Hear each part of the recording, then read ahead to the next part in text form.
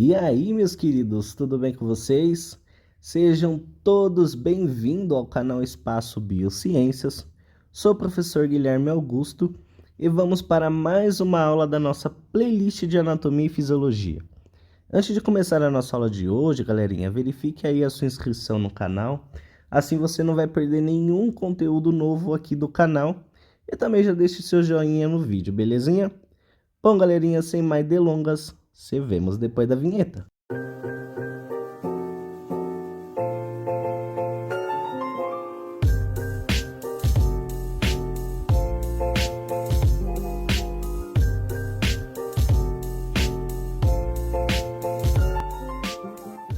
Bom, galerinha, hoje a aula tá sensacional. Preparei uma aula bem bacana e dinâmica para vocês entenderem de vez tudo sobre a osteologia do tecido ósseo. Começando então, o tecido ósseo, galerinha, é considerado um tecido conjuntivo.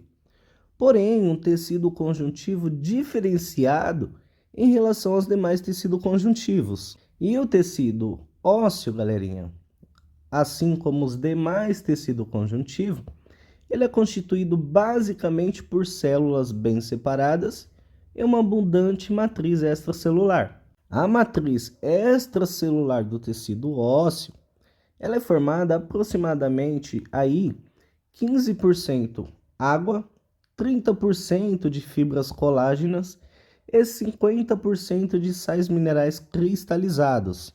Os sais minerais cristalizados, galerinha, é um componente inorgânico.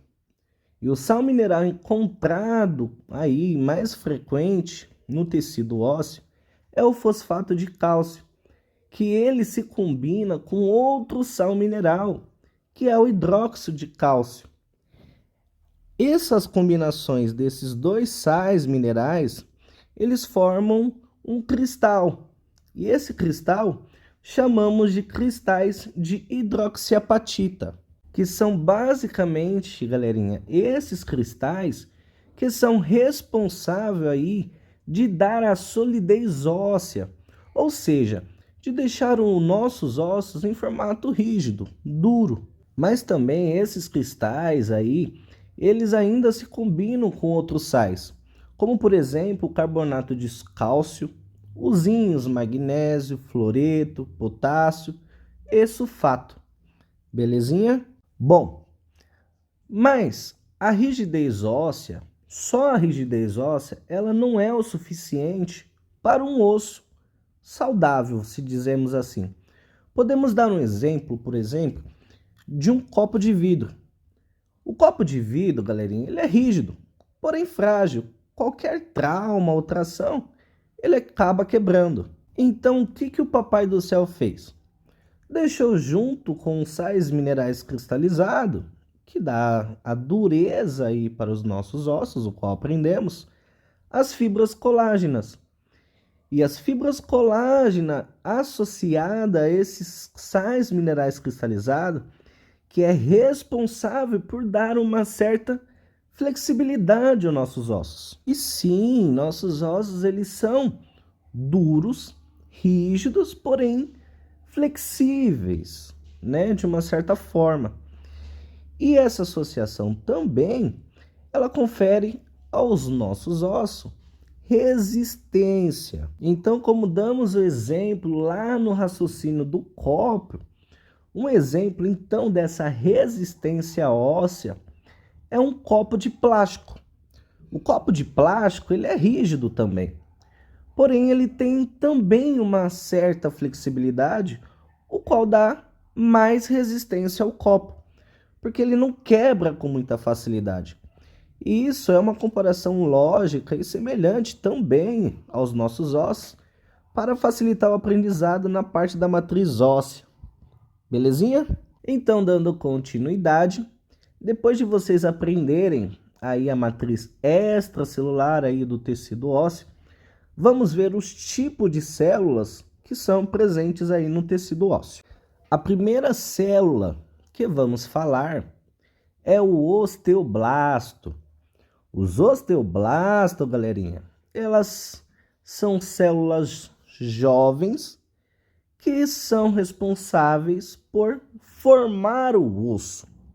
Ou seja, elas sintetizam e secretam fibras de colágeno e outros componentes orgânicos necessários para formar a matriz extracelular, o qual aprendemos do osso, em um processo qual a gente vai ver mais para frente, chamado de calcificação. E depois que aí os osteoblastos, ele produz a matriz extracelular, essas células do osteoblasto, elas ficam presas aí na sua própria secreção e acabam amadurecendo e transforma em osteócitos. E os osteócitos, eles são osteoblastos, porém maduros, e é a principal célula do tecido ósseo, que é responsável pelo metabolismo e a manutenção do osso, como por exemplo, troca de nutrientes e resíduos com o sangue. E outra célula também presente é o osteoclasto, galerinha, que são células responsáveis pela degeneração da matriz extracelular óssea, também chamada em um processo de reabsorção óssea. Ou seja, essas células, elas são responsáveis por destruir todas as áreas da matriz ósseas que estão envelhecidas ou lesadas. Tem um macete também que a galerinha usa muito, né, e acaba aprendendo associando dessa seguinte forma. A letra B do osteoblasto quer dizer que bota osso. E a letra C do osteoclasto comem osso. Então é uma maneira aí que muita gente usa e que acabam aprendendo e associando essas duas células e facilitando o seu aprendizado. E por fim, para a nossa aula ficar bem completa, existem as células osteogênicas. Ai, Guilherme, quantas células! Calma, galerinha. Essas células osteogênicas ou osteoprogenitoras, elas são células troncos que elas sofrem divisão celular. Elas são células, por exemplo, que ficam ali de escanteio, só é usada quando há necessidade. E quando há necessidade, elas podem virar osteoblasto. E é isso, galerinha. Eu espero muito ter ajudado de alguma forma vocês. Se vocês tiverem alguma dúvida, pode deixar aí nos comentários que a gente responde, tá bom?